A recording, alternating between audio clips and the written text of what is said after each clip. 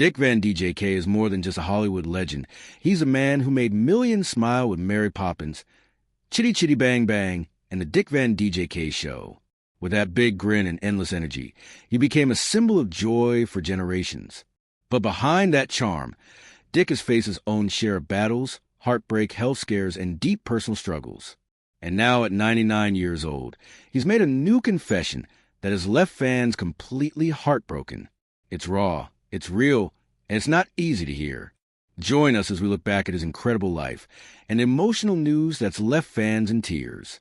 A small-town boy with big dreams, Dick Van DJK was born on December 13th, 1925 in West Plains, Missouri. His full name is Richard Wayne Van DJK. His mother, Hazel, worked as a stenographer, and his father, Lauren, was a salesman. He wasn't born into fame or fortune. In fact, he grew up in Danville, Illinois, a regular town with regular people. That's where his dreams started to grow. Dick was an only child. He had a younger brother, Jerry Van DJK. Later in life, Jerry also became an actor and even played Dick's brother on the Dick Van DJK Show. Their bond went from childhood to the big screen, and fans loved it. Van DJK's last name comes from Dutch roots, but his family tree also includes English, Irish, and Scottish ancestry. Interestingly, he was related to John Alden, a passenger on the famous Mayflower. So even though Dick came from a humble place, his roots stretched far back into American history. In high school, he joined the a cappella choir in the drama club. That's where he first felt the magic of performing. At one point, he thought about becoming a minister, but the stage called him louder. Just before graduating, he left school to join the U.S. Army Air Forces during World War II. He wanted to become a pilot, but he was rejected a few times for being underweight. Still, he didn't give up. He was finally accepted, not as a pilot, but as a radio announcer. Later, he moved to the Special Services and started entertaining troops across the U.S. He served until 1946. Even though he left school early, he eventually got his high school diploma many years later in 2004. The long climb to the spotlight. After the war, Dick didn't step into Hollywood right away. In the late 1940s, he became a radio DJ at WDN in Danville. His voice and humor caught people's attention. That job opened new doors. In 1947, a pantomime performer named Phil Erickson encouraged him to start a comedy act. Together, they created Eric and Van, the Merry Mutes. Their act was silent, using mime and lip-syncing to records. They toured the West Coast, performing in nightclubs. Eventually, they moved to Atlanta and landed a local TV show called the Merry Mutes. His early TV days began in New Orleans at WDSU-TV. He started as a solo comedian and then became the host of a comedy show. This was just the beginning. Dick made his first national TV appearance in 1954 on Chance of a Lifetime with Dennis James. He then showed up on several shows like The Phil Silvers Show, The Pat Boone Chevy Showroom, and The Polly Bergen Show. Slowly but surely, he was making his way up. A friend from his Army days was now working at CBS. That friend helped Dick land a 7-year contract with the network. During this time, Dick even worked as a news anchor on the CBS Morning Show, with the legendary Walter Cronkite as a newsreader. It's surprising to think that the man who made people laugh also read the morning news. Broadway breakthrough and big screen beginnings. In 1959, Dick finally made it to Broadway. He starred in a revue called The Girls Against the Boys, which opened at the Alvin Theater. The show didn't last long, just 16 performances, but it gave him much-needed experience and exposure. The real breakthrough came with Bye Bye Birdie in 1960. Dick played the lead role of Albert Peterson. The show ran for over a year and became a hit. Critics had mixed feelings about the production itself, but they praised Dick's performance. The New York Times called him likable, which would become a word often used to describe him. For his role, Dick won the Tony Award for Best Featured Actor in a musical in 1961. His success on stage led to his role in the film version of Bye Bye Birdie in 1963. He played the same character, Albert J. Peterson. However, he wasn't happy with the movie version. The story had shifted its focus away from his character. Still, The film did well at the box office. He starred alongside Anne Margaret, Janet Leigh, and Maureen Stapleton. Variety magazine praised him, saying he had a showbiz know-how far more extensive than his television outings communicated. His work in Bye Bye Birdie put him on the map in both theater and film, but the next chapter of his career would turn him into a household name across the country, the rise of a TV and movie legend.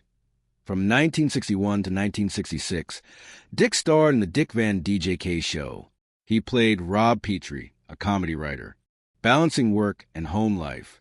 The show was a major hit and won several awards. Dick himself won 3 Primetime Emmy Awards for Outstanding Lead Actor in a Comedy Series. His natural charm, comedic timing, and physical humor made him unforgettable. This wasn't his only hit. He also made guest appearances on popular shows like Columbo in 1974 and The Carol Burnett Show in 1977. He returned to television many times, starring the new Dick Van DJ Show, 1971 to 1974, Diagnosis Murder, 1993 to 2001, and Murder 101, 2006, 2008. No matter the decade, Dick always found a way to connect with audiences. He didn't stop with TV. In 1964, he played the lovable chimney sweet bird in Disney's Mary Poppins. Though his British accent was often joked about, fans loved him in the role. He was nominated for a Golden Globe for Best Actor in a musical or comedy. He also starred in other hit movies like Chitty Chitty Bang Bang, 1968, The Comic, 1969, and earlier Bye Bye Birdie, 1963. Even in his later years, he kept acting. You might have seen him in Dick Tracy, 1990, Curious George, 2006, Night at the Museum, 2006, and its sequel in 2014. He even made a return in Mary Poppins Returns in 2018. Through every role, Dick Van DJ brought laughter, energy, and heart. He made us smile when we needed it most. And while his career was full of bright lights, it all started with a boy from a small town chasing big dreams. But behind the spotlight and success was a man with a real personal life, one filled with love, loss, and lessons learned along the way. A love life filled with highs and heartbreak. Dick Van DJK's personal life was just as full as his career, but it wasn't always easy. In 1948, he married Marjorie Willett on a live radio show called Bride and Groom. It was a unique moment, and the couple went on to have 4 children together, Christian, Barry, Stacy, and Carrie Beth. But the marriage didn't last forever. After a long separation, the couple divorced in 1984. By that time, Van DJK had already started a relationship with Michelle Triola Marvin. Their romance began in 1976 and lasted more than 30 years until Michelle passed away in 2009. Their relationship, however, came with guilt. Dick later admitted that their affair played a part in the end of his first marriage.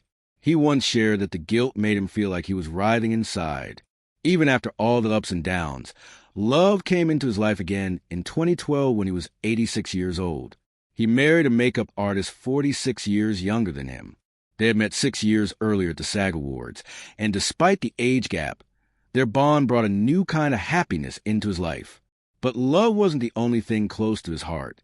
Dick kept his family involved in his work.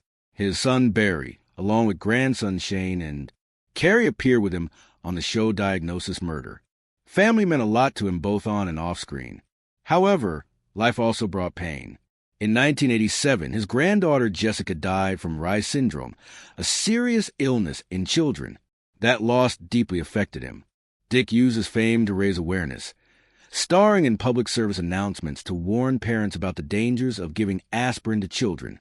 Faith, family, and a scary escape. While Dick Van DJK was known for dancing and making people laugh, faith was also a big part of his life. He didn't just act. He also taught Sunday school at the Presbyterian Church. He was even an elder there. Throughout his career, he stayed connected to his spiritual side. He read works by famous theologians like Martin Buber, Paul Tillich, and Dietrich Bonhoeffer. This shows that his beliefs and values were just as strong as his stage presence. But sometimes life throws surprises. In 2013, at age 87, Van DJK faced a life-threatening moment. While driving on the freeway in Los Angeles County, his Jaguar caught fire. A passerby quickly pulled him out of the burning car. Luckily, Dick was not hurt, but the car burned all the way down to its frame. It was a close call, one that reminded everyone how fragile life can be. But even then, he didn't stop moving forward. In fact, Van DJK remained active in other areas too. He wasn't shy about his political beliefs. He endorsed Bernie Sanders in both the 2016 and 2020 Democratic primaries. Speaking about Donald Trump in 2016, he said, "I haven't been this scared since the Cuban Missile Crisis." He added, "I think the human race is hanging in a delicate balance right now." In 2024, he endorsed Kamala Harris for president, showing he still kept an eye on the future even in his late 90s. Quiet battles with alcohol and addiction. Behind the smile, Dick Van DJK lived with personal struggles that the world didn't see for a long time. In the 1960s and 1970s, the press wasn't as quick to report on private matters. That allowed celebrities like him to hide their pain. Van DJK struggled with alcohol for many years. On Oprah, Where Are They Now?, he shared why he started drinking. "I was very shy with strangers. I couldn't talk to people," he said. "And I found if I had a drink, it would loosen me up. But what started as something small grew into a serious problem." He told The Guardian in 2016, "I was an alcoholic for 25 years, which inevitably impacted on family life." He later realized that he was repeating the same behavior he had seen in his own father. "My father often came home drunk after lengthy road trips," Dick said. "My mother threatened to walk out unless he quit, which he did." Seeing that pattern helped him seek help for himself. In 1972, he checked into a hospital and spent 3 weeks in treatment. Since then, he has stayed sober. In fact, by 2013, he said he had been sober for almost 30 years. He hoped that by speaking up, he could help others dealing with addiction. There's even a rehab center in New York named after him, the Dick Van DJK Treatment Center. His honesty gave strength to many others facing the same struggle. But his health problems weren't gone. A mysterious illness. In his later years, Van DJK started dealing with a strange and frustrating health problem. It began with a pounding sensation in his head, something he described as a heartbeat or pulse throbbing every time he lay down. This went on for 7 years, and doctors couldn't figure out what was wrong. He went through many tests, MRI, CAT scan, spinal tap, but everything came back normal. Still, the pain didn't stop. In 2013, he took to Twitter and asked his fans for help. "My head bangs every time I lay down," he tweeted. "I've had every test come back that I'm perfectly healthy. Anybody got any ideas?" The support from fans was huge. Many people replied with advice and shared similar experiences. The pounding in his head became so bad that he had to cancel events and appearances. He was even told not to fly. It affected his sleep and energy. One news outlet said he was advised to stay home and rest in Malibu until they could find the cause. Finally, in May 2013, Van DJK tweeted again. He believed he had found the source of the problem. "It seems that my titanium dental implants are the cause of my head pounding," he said. He asked others if they had gone through the same thing. Some fans replied with similar stories. Though it was a strange cause, he finally had an answer. But living with that mystery for so long had already taken a toll. Still, he kept going and kept smiling. Still dancing, still smiling. Even with his age and health struggles, Dick Van DJK never truly slowed down. In 2018, he appeared in Mary Poppins Returns. At 93, he shocked everyone with a surprise dance scene. "I gotta jump up on a desk and do a dance number," he told people. It surprised everybody, but nobody was as surprised as I was. They did several takes, and he enjoyed every second. His energy left fans in awe. His joy and movement reminded people why they had loved him for so long. In February 20th, 23, he appeared on The Masked Singer. His performance touched hearts around the world. He sang When You're Smiling, a song chosen with help from his wife. He explained, "So we picked out one which typifies me. She's the one that came up with it, and I like the song too." The message was simple. When he smiles, the world smiles with him. And that's how Dick Van DJK has always lived his life. Through pain, through joy, and through change, he keeps finding a reason to sing, dance, and make people smile. But behind that joyful smile was a man who carried silent pain.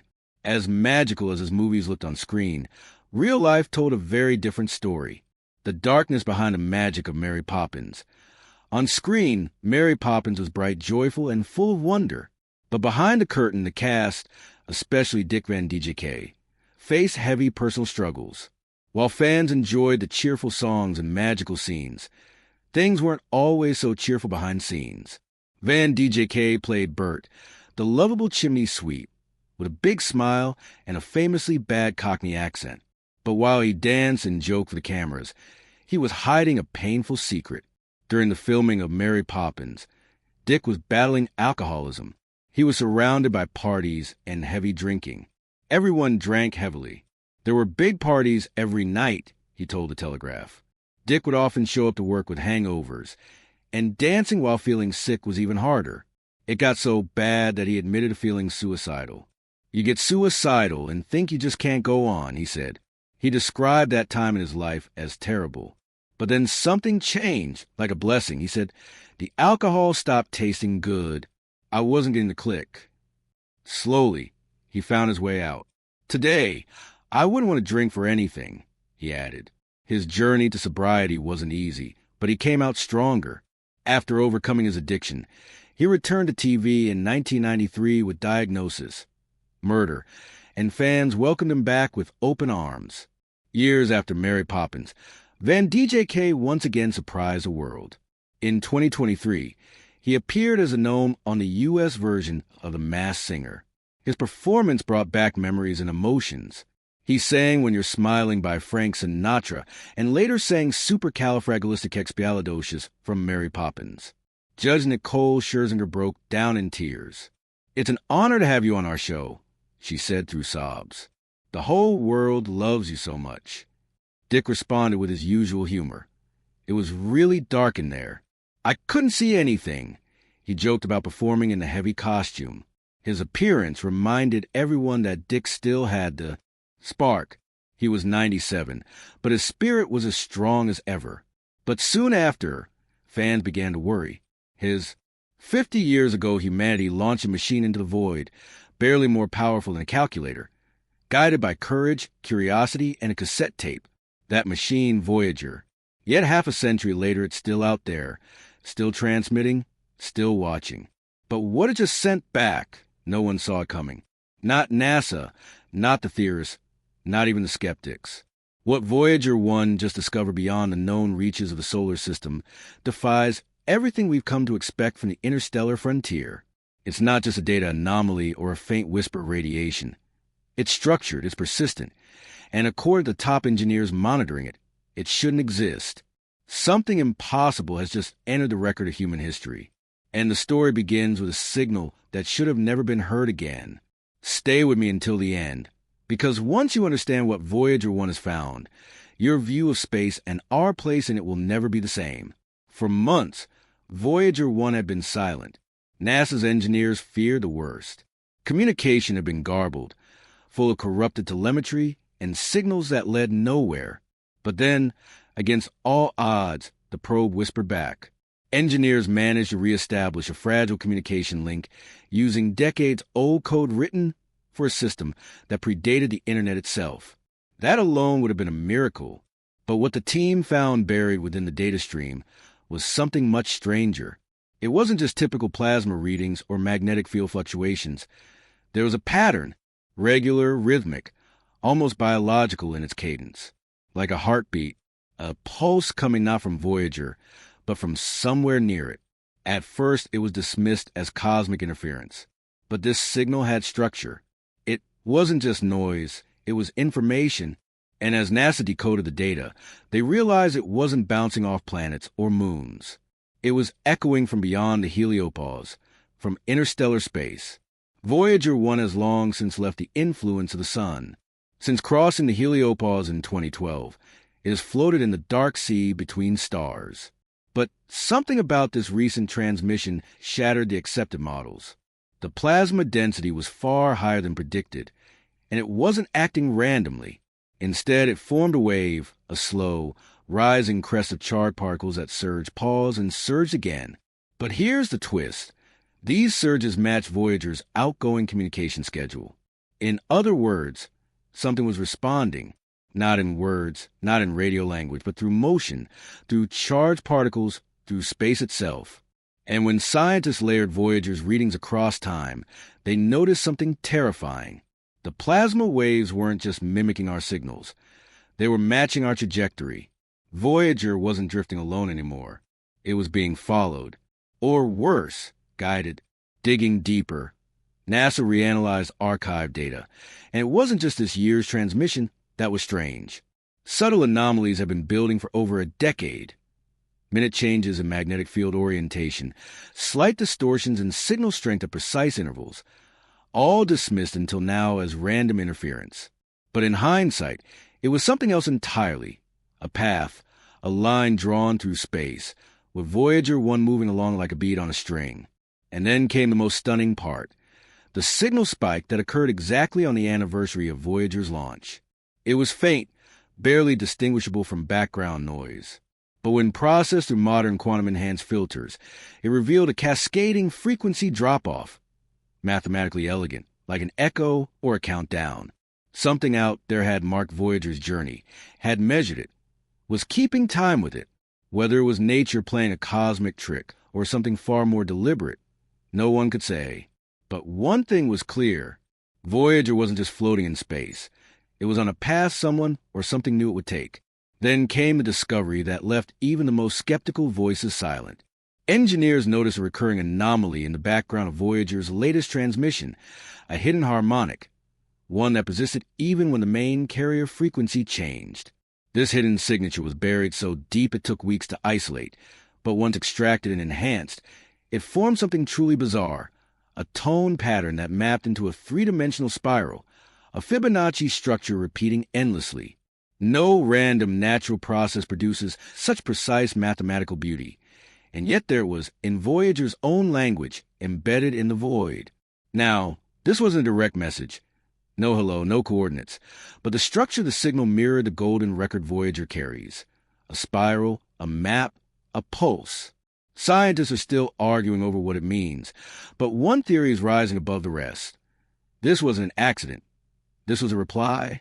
Once the spiral harmonic had been detected, independent researchers around, the globe began running simulations to replicate the phenomenon, but something uncanny emerged. Every time a waveform was mirrored across its center axis, essentially flipping the signal backward, it produced an inverted frequency pattern, but not just any inversion. The resulting signature resembled the outgoing pulse Voyager itself had transmitted 38 years ago during a deep space calibration burst no longer listed in active telemetry. That frequency wasn't supposed to matter. It was never meant to be echoed. Yet here it was, reflected back at us like a cosmic boomerang from deep space. This realization sent shock waves through the astrophysics community. If Voyager's forgotten signal had returned in this form, it implied one of two things. Either interstellar space was capable of preserving and redirecting precise data structures over vast time and distance, or something out there remembered, something with awareness or, worse, memory. This was no longer a signal. It was a reflection with intent. And then everything stopped. On June 5th, 2025, Voyager 1 fell completely silent. No signal, no heartbeat, just silence. NASA classified it as a temporary outage caused by deep space conditions. But those tracking the event knew better. It didn't behave like a natural dropout. The silence lasted exactly 12 minutes and 1 second. Not 11, not 13, precisely 12:01. That level of precision made no sense for an analog failure. But here's where it gets stranger. During that blackout, deep space radio telescopes across 3 continents reported receiving brief bursts of ultra-low frequency pulses, not from Voyager's known location, but from a different vector, approximately 2.7 degrees off its axis. When plotted, those vectors pointed not into deep space, but slightly inward, back toward the heliosphere, as if something were relaying a signal from behind Voyager's path. These pulses were short, sharp, too fast to contain information in traditional terms. But when slowed down and converted into sound, What emerged was a pattern eerily similar to a heartbeat. And this time, it wasn't echoing Voyager, it was matching ours. As the decoding teams pushed forward, a researcher from CERN made a haunting discovery.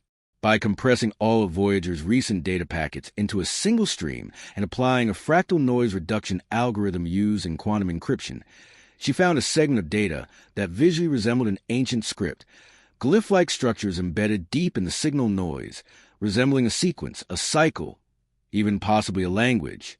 These glyphs weren't linguistic in the traditional sense. They were mathematical, geometric, but they followed rules, repetition, variation, symmetry. More astonishingly, the pattern resembled symbols carved into certain Paleolithic cave sites across Earth, specifically those theorized to represent cosmic alignments or stellar maps. This convergence between human prehistory and data from the edge of interstellar space sent shockwaves through a growing underground movement of astroarchaeologists who began asking, have we seen this before? What if what Voyager discovered wasn't new, but ancient? Then came the final act in this unfolding mystery.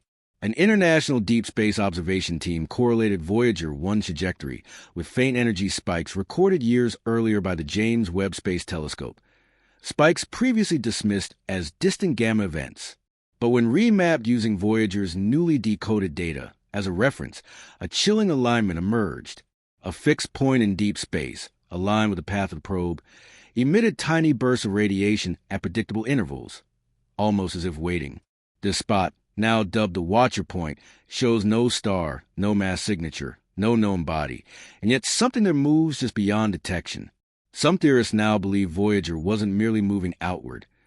It was heading directly into a detection field, a region of space with embedded intelligence or machinery far beyond our understanding. And if that's true, then Voyager's journey wasn't random.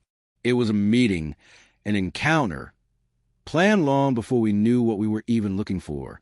We thought Voyager 1 was drifting alone into the dark, a tin can carrying songs and greetings sent into the abyss like a cosmic bottle tossed into the ocean. We thought it would die in silence, lost to the stars. But we were wrong. What it just revealed through plasma echoes, geometric spirals, ancient glyphs, and impossible alignments isn't a malfunction, a coincidence, or a trick of data. It's a signal, not in words or sounds, but in patterns. It speaks in the only language the universe truly understands: frequency, symmetry, time. And Voyager didn't just detect it. It became part of it. Because maybe this wasn't just exploration. Maybe it was initiation. Maybe Voyager didn't stumble upon a mystery. Maybe it was summoned. And if the signals now reflect us, if the echo follows our rhythm, if the path was known before we even launched, then we must ask the question no one wants to ask. Did something know we were coming? And more disturbingly, is it finally ready to answer? If this shook you, if your mind is now racing with questions we were never meant to ask, don't let this end here. Drop your thoughts in the comments. What do you believe Voyager has truly encountered out there? And if you want to stay ahead of whatever comes next, subscribe now, hit that notification bell, and join us as we follow Voyager into the unknown.